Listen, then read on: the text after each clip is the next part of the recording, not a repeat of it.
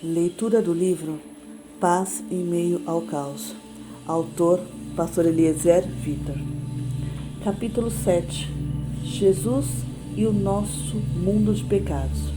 Vivendo um dia de cada vez, apreciando um momento de cada vez, recebendo as dificuldades como um caminho para a paz, aceitando esse mundo de pecados como ele é, assim como fez Jesus, e não como gostaria que ele fosse. Oração da serenidade. Foi desprezado e rejeitado pelos homens, um homem de tristeza e familiarizado com o sofrimento.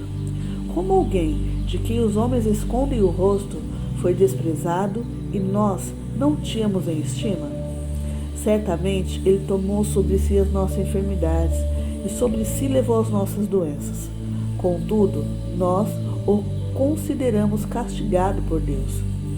Por ele, afligido e atingido, mas ele foi transpassado por causa de nossas transgressões, foi esmagado por causa das nossas iniquidades. O castigo que nos trouxe paz estava sobre ele, e pelas suas feridas fomos curados. Isaías 53, 3, 5. Nós vivemos em um mundo que jaz o maligno. O mundo todo está sob o poder do maligno. 1 João 5,19. Precisamos compreender essa afirmação, que faz um duro e real diagnóstico de nosso mundo. A palavra mundo tem 3 sentidos diferentes no Novo Testamento. Mundo físico, isto é, a natureza criada. Deus fez o mundo e tudo que nele existe. Atos 17, 24. O mundo humano, isto é, as pessoas, porque Deus tanto amou o mundo. João 3,16. E o mundo sistema, ou seja, todo o sistema de uma sociedade que não conhece a Deus, com seus valores equivocados e uma maneira de viver baseada em ilusões e falsos deuses. Não amem o mundo, nem o que nele há. 1 João 2,15. É a esse último significado que João se refere ao dizer que o mundo todo está sob o poder do maligno. O mundo que está sob o poder e influência do maligno é o sistema de Satanás, que se opõe a Deus e à obra de Jesus na terra. A Bíblia desvenda e fala como funciona esse mundo-sistema, a ponto de Cristo chamar o diabo de príncipe desse mundo. João 12,31. A Bíblia ensina ainda que o diabo tem uma organização de espíritos malignos trabalhando com ele e influenciando as coisas deste mundo sombrio. São os dominadores, as forças espirituais do mal nas regiões celestiais, como ensina Paulo em Efésios 6, 11 e 12. O mundo em que vivemos é mau. Isso explica muita coisa. Ódio, guerras, inimizade, indiferença, egoísmo, mentira, abuso, corrupção, exploração, promiscuidade, imoralidade, violência. O famoso psicoterapeuta americano Thomas More, autor do best-seller Care for the Soul, escreveu sobre 5 certezas e realidades inevitáveis a todo ser humano. Tudo muda e acaba. As coisas nem sempre acontecem conforme desejamos e planejamos. A vida nem sempre é justa. A dor faz parte da vida e as pessoas não são amáveis e leais o tempo todo. Segundo ele, quem assimila rapidamente esses fatos como certeza e não como surpresas desagradáveis, vive melhor. A ideia do autor é que para sermos minimamente felizes, precisamos reconhecer que vivemos em um mundo mau e que nem nesse mundo, nem as pessoas se comportam de acordo com as nossas expectativas. Foi para viver neste mundo mau, que está sob o poder de Satanás, que Jesus considerou que o ser igual a Deus era algo que não deveria apegar-se. Esvaziou-se a si mesmo, veio ser servo e tornou-se semelhante aos homens. Filipenses 2, 5, 11. Ao ver o caos e a desgraça em que caminha a humanidade, Deus enviou seu Filho ao mundo para vestir a nossa pele e viver nossos sofrimentos, dores e angústias. Mas como fez Jesus? Se houve alguém que precisou lidar com o que há de pior na humanidade, que foi alvo de tudo que é mau e sombrio neste mundo de trevas, esse alguém foi Jesus.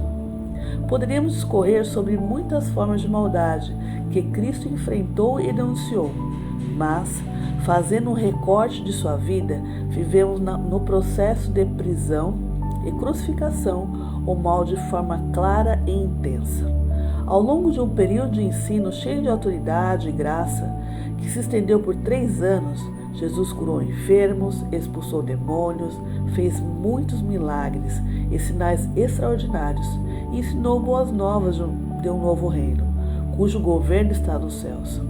Esse período encontrou o ápice na semana em que Jesus entrou de forma triunfal em Jerusalém, quando uma grande multidão estendeu seus mantos e assinou com ramos pelo caminho por onde Jesus passava, gritando: "Bendito é o que vem em nome do Senhor." Naquela mesma semana, porém, o Senhor se viu como réu em um julgamento forjado com falsas acusações pelos religiosos dos seus dias e diante do povo, que clamava de forma sedenta: "Que o sangue dele caia sobre nós e sobre os nossos filhos." Mateus 27, 25. Jesus é a luz e a verdade. Veio ao mundo. No entanto, como escreveu João, a luz veio ao mundo, mas os homens amaram as trevas e não a luz, porque suas obras eram más. João 3,19. A mais terrível verdade sobre a humanidade não é que ela pratica o mal, mas que ama o mal que pratica. Os homens amaram mais as trevas do que a luz que é Cristo. Essa é a nossa condição. Somos uma humanidade que teme e evita a luz, pois nossas obras são más. Quem pratica o mal odeia a luz e não se aproxima da luz, temendo que suas obras sejam manifestas. João 3,20. Na luz aparece tudo de errado e de ruim que estamos fazendo. Para aqueles que estão acostumados com a escuridão, a luz promove uma exposição dolorosa. E o que fez Jesus diante deste mundo mau e cheio de pecados? Ele veio ao mundo para tomar sobre si as nossas enfermidades físicas e espirituais. Nossos pecados cairão sobre Jesus, o ferirão e o dilaceraram e o esmagaram. E o que aconteceu? Pelas suas feridas nós somos curados. Ele recebeu o castigo pelos nossos pecados, e isso trouxe a possibilidade da restauração. Deus amou o mundo. Amou não o sistema diabólico opressor deste mundo, mas as pessoas que vivem nesse sistema diabólico e opressor. Deus tanto amou o mundo que deu seu Filho, seu único Filho, pela seguinte razão: para que ninguém precise ser condenado, para que todos, crendo nele, possam ter vida plena e eterna. Deus não se deu ao trabalho de enviar seu Filho apenas para poder apontar um dedo acusador e dizer à humanidade como ele é má. Ele veio para ajudar, para pôr o mundo nos eixos outra vez. João 3,16. Jesus aceitou esse mundo cheio de pecados como ele é, assim como você e eu devemos fazer, lidando de perto com a realidade má que nos envolve e que há dentro de nós. Porém, ele não aceitou este mundo cheio de pecados de forma passiva, dizendo que as coisas são assim mesmo e que não há jeito para elas. Não. Jesus aceitou este mundo cheio de pecados como ele é, a fim de transformá-lo, não em um mundo como ele gostaria que fosse, mas de transformar as pessoas deste mundo em como deveriam ser. É isso que se trata a celebração da Páscoa cristã. Ela comemora a vitória de Jesus sobre o mal, o triunfo da luz sobre as trevas. Na mensagem da Páscoa encontramos a força de que você e eu precisamos para lidar com este mundo cheio de pecados. Não conseguimos transformar este mundo mau naquilo que gostaríamos que fosse, mas conseguimos, pela ação e pelo poder do Espírito Santo, nos transformar em como Deus quer que sejamos. E então, pela luz de Jesus que brilha em nós, as trevas que estão ao nosso redor se dissipam. Nós podemos ser como paz e serenidade, a mudança que desejamos ver no mundo, por meio da força de Jesus em nós. Cristo viveu a dor, a maldade, a rejeição, a traição e a crueldade da sexta-feira da crucificação, no intuito de chegar ao domingo da ressurreição.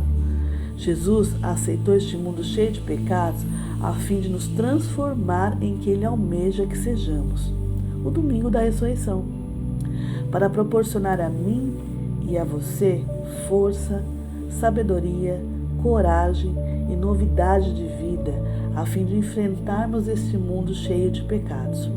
E com isso, termos paz. Amém, amados.